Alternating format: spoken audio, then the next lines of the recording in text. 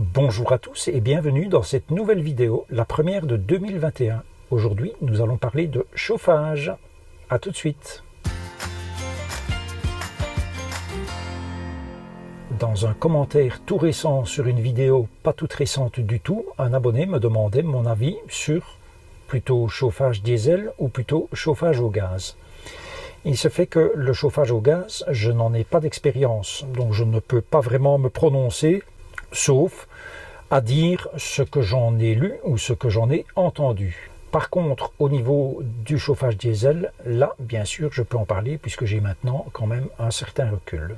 Je dispose dans ce van d'un Truma Combi D4, donc D4 pour diesel, 4 pour la puissance, 4000 watts. Truma Combi, pourquoi? Parce que tout simplement est combiné en un seul appareil, le chauffage et l'eau chaude. Vient tout d'abord la question du bruit. Forcément, ce système au diesel fait plus de bruit que le même système au gaz, puisqu'il y a le système d'injection du diesel et il y a également la pompe à carburant, quoique cette dernière, à mon sens, on ne l'entend pas. Ce qu'on entend vraiment, c'est en dessous de la banquette, à savoir le Truma Combi lui-même, qui est un appareil tout en un, il n'y a pas d'autres dispositifs à côté, donc ça contient la soufflerie, le brûleur, le boiler, etc. Et donc le bruit vient principalement de la banquette là en dessous. Je vous fais entendre ce que j'ai enregistré aujourd'hui avec un enregistreur stéréo. Alors bien évidemment, ce n'est pas un enregistreur professionnel. Ce qu'il faut savoir au niveau de ce bruit, c'est que c'est le fonctionnement du chauffage en mode croisière, je vais dire. Donc le démarrage est terminé et là, il fonctionne, je vais dire, pour maintenir une température, la température en l'occurrence sélectionnée au niveau du CP+, pour ce qui me concerne.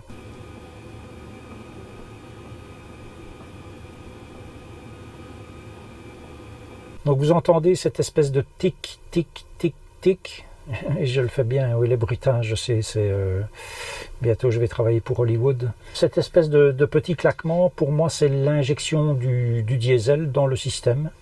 Je ne vois pas ce que ça pourrait être d'autre, à moins qu'un connaisseur, technicien de la chose, me le dise en commentaire, mais je pense que c'est ça. Ça, c'est le bruit à l'intérieur. J'ai bien entendu enregistré dans les mêmes conditions le bruit à l'extérieur en me plaçant à 1 mètre de la sortie d'aération de ce chauffage. Aération et prise d'air évidemment. Je vous laisse écouter.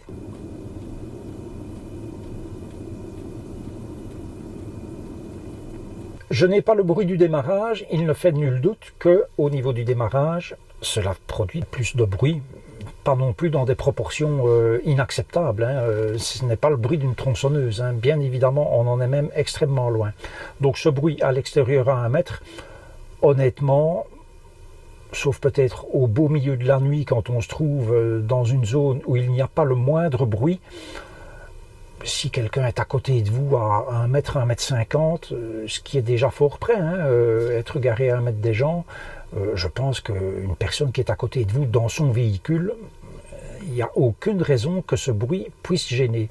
J'ajouterais que le brûleur du frigo est autrement plus gênant que cela, de mon point de vue, puisque moi, il m'empêchait même de dormir, à tel point que j'ai changé ma tête de côté par rapport à ce que Chausson avait prévu d'origine dans ce van.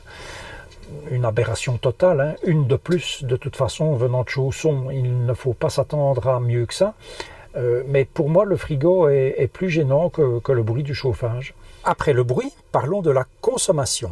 Alors vous avez vu que j'ai changé de chemise, alors ne vous imaginez pas un seul instant que je fais la star et que je change de chemise entre deux prises. Non, il se fait que ce que vous avez vu juste avant, je l'ai tourné hier. J'avais fait l'intégralité de la vidéo hier et puis cette partie ici ne me plaisait pas parce qu'en plus elle était incomplète et donc nous sommes le lendemain, nous sommes mercredi 6 et je recommence cette partie.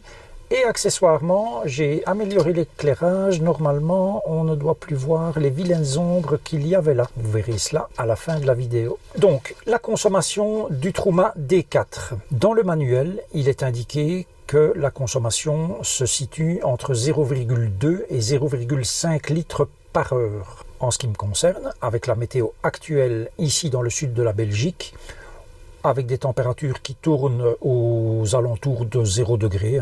Faut dire ce qui est. Donc la nuit, -2, -3, la journée, 0, 1, 2. Cela dépend de l'endroit où je me trouve, mais aussi du vent. Attention que le vent a bien plus d'impact sur le froid qu'il va faire dans le véhicule que le froid en lui-même.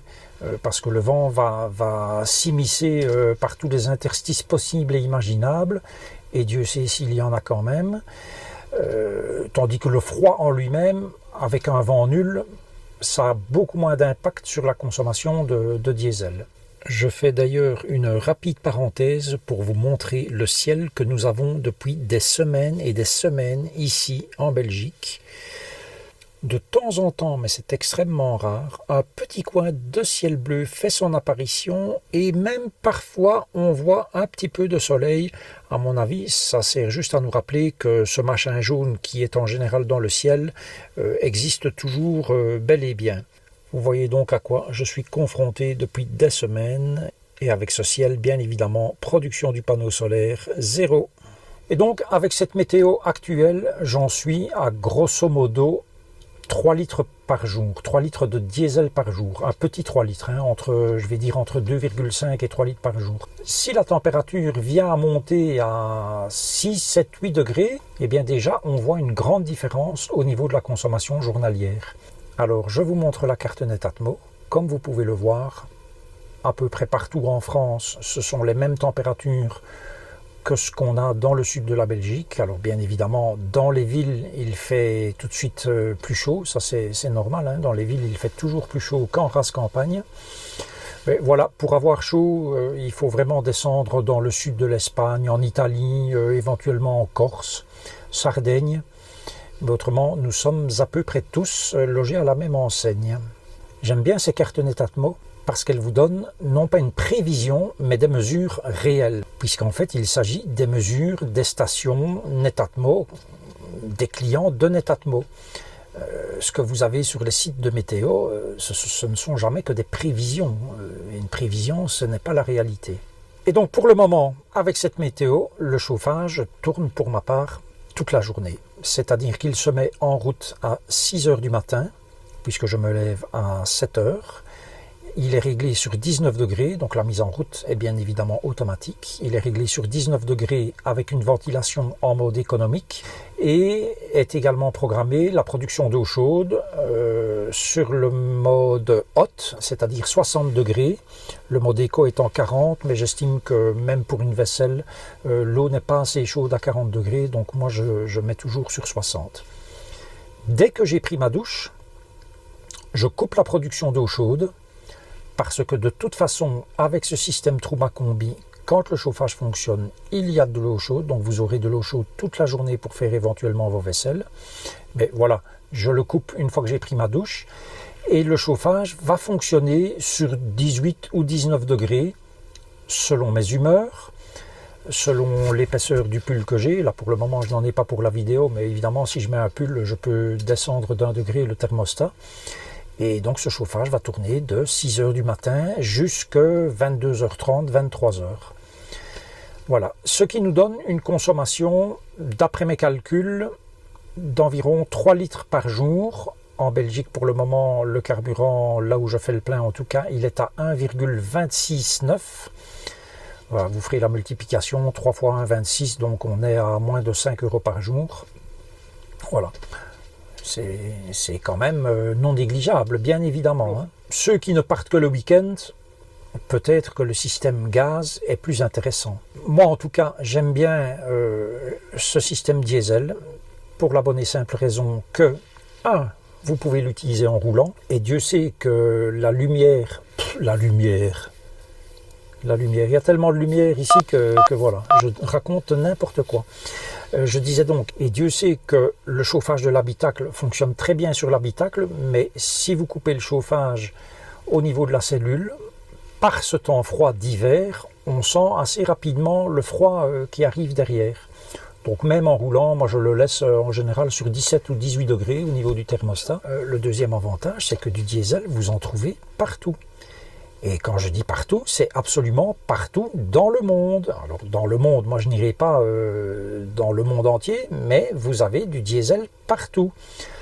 Contrairement au GPL, que vous n'avez pas obligatoirement à toutes les stations. Donc pour ceux qui ont le système de bouteilles à remplir soi-même, oui, c'est très bien, mais il n'y a pas nécessairement du GPL disponible dans toutes les stations. Et puis les bouteilles de gaz, ben là forcément, pour l'approvisionnement, c'est plus compliqué, surtout quand vous êtes à l'étranger. Maintenant, comme je dis, pour des déplacements de 1 semaine, à la limite 15 jours, je parle ici toujours en conditions climatiques froides, ça peut encore le faire. Mais en vivant à demeure dans son van, je pense que le diesel est vraiment le meilleur choix. Et la consommation, il faut quand même se dire que c'est au grand maximum 3 mois par an, les 3 mois d'hiver, et puis le reste du temps, on ne va consommer quasiment que pour l'eau chaude ou un petit peu pour se réchauffer le soir. Et donc pour ma part, le gaz ne me sert que pour le frigo et la cuisinière, comme je l'ai déjà mentionné plusieurs fois. Je dispose de 2 bouteilles que je vous remontre ici. Ce sont des Primagaz Easy Blue de 6 kg.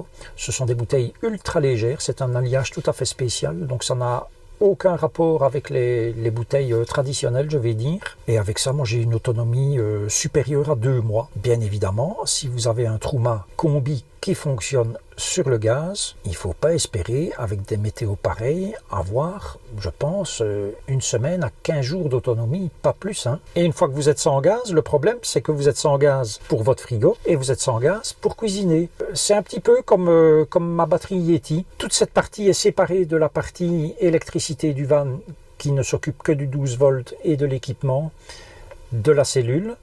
Eh bien, le Truma, c'est un petit peu pareil. Pour tout ce qui est chauffage et eau chaude, j'ai le Truma Combi.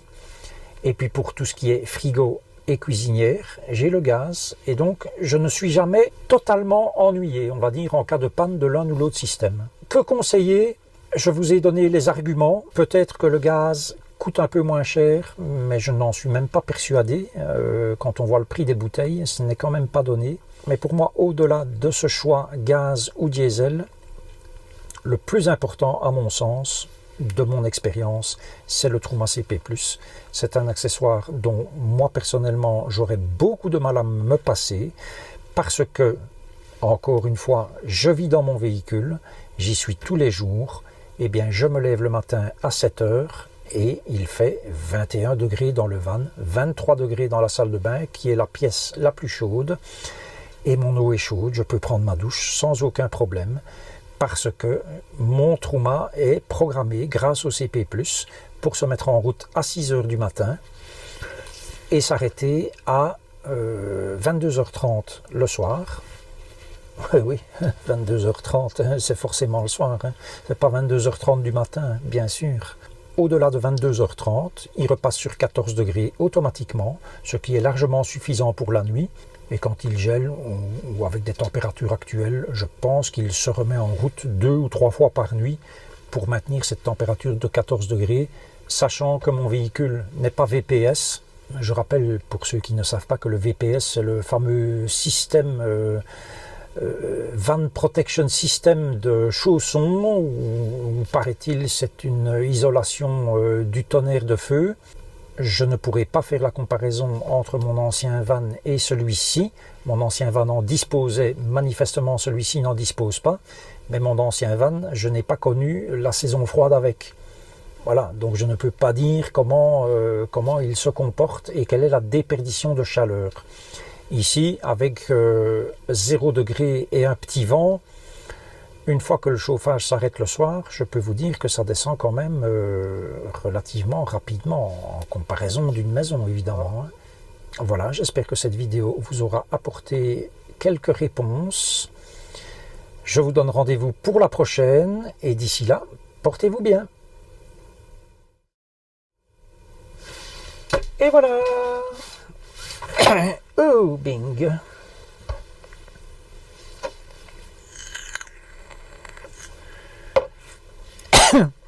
Alors, comme d'habitude, je vais maintenant laisser un petit peu tourner la vidéo.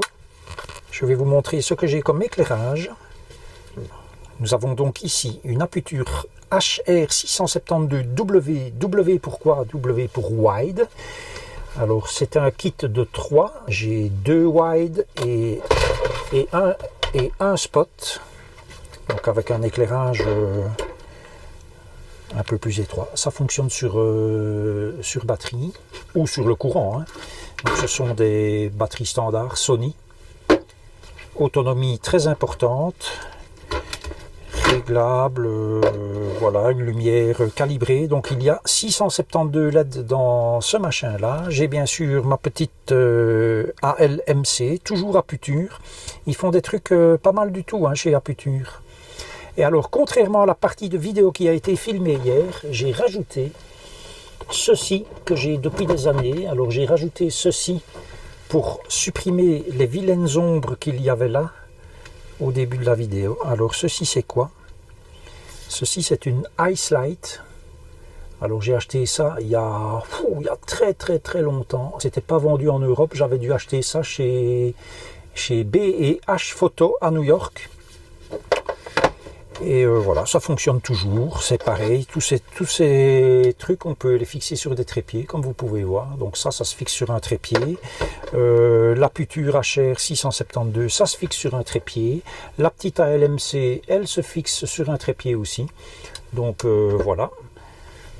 Et je vais voir maintenant ce que donne cette vidéo.